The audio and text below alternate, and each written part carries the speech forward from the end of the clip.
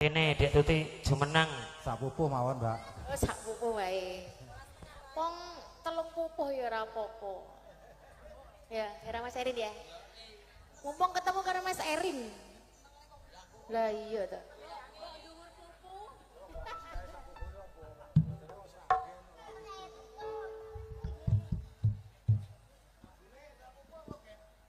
Kangane ati, Pak De. Sak pupuh kangen ning ati, engko sak pupuh GWL, terus telingsingan. Oke, baik, monggo.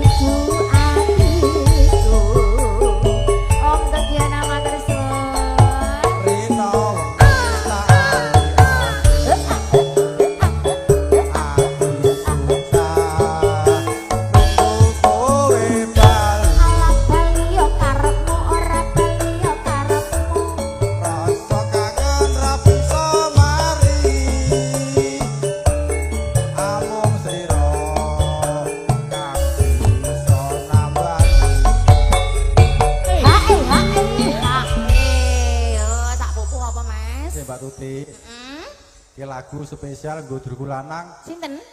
Mas Demang. Oh, Bolo Pak Cokek. Oke. Anissa.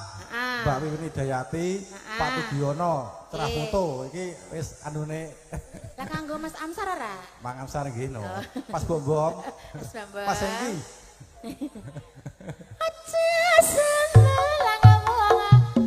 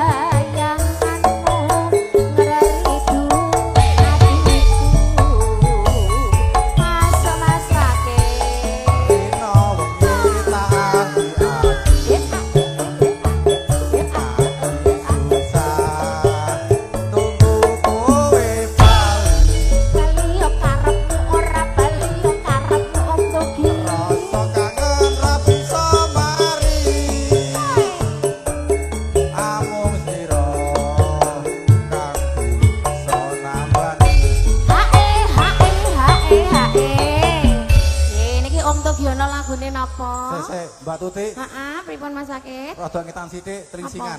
Oke.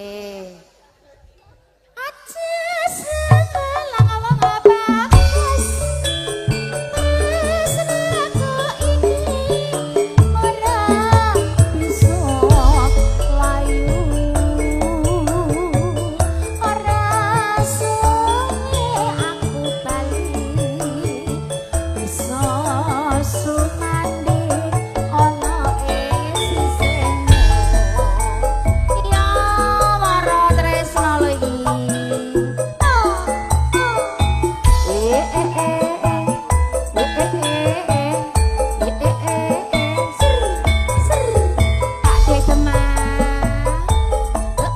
Jawi Dodo. Anissa.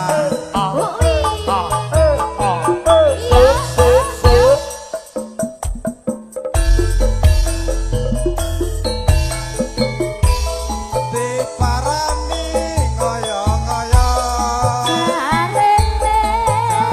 Ini kok wis mangkat lunga.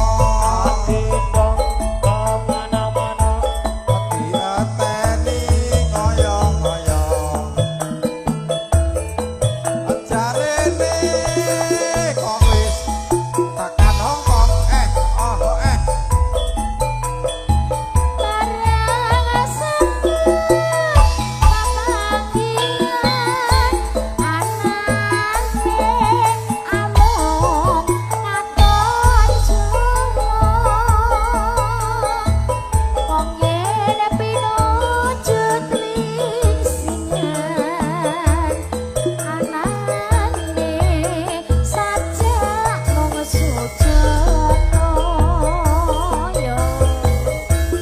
Warna-warna Pandawani.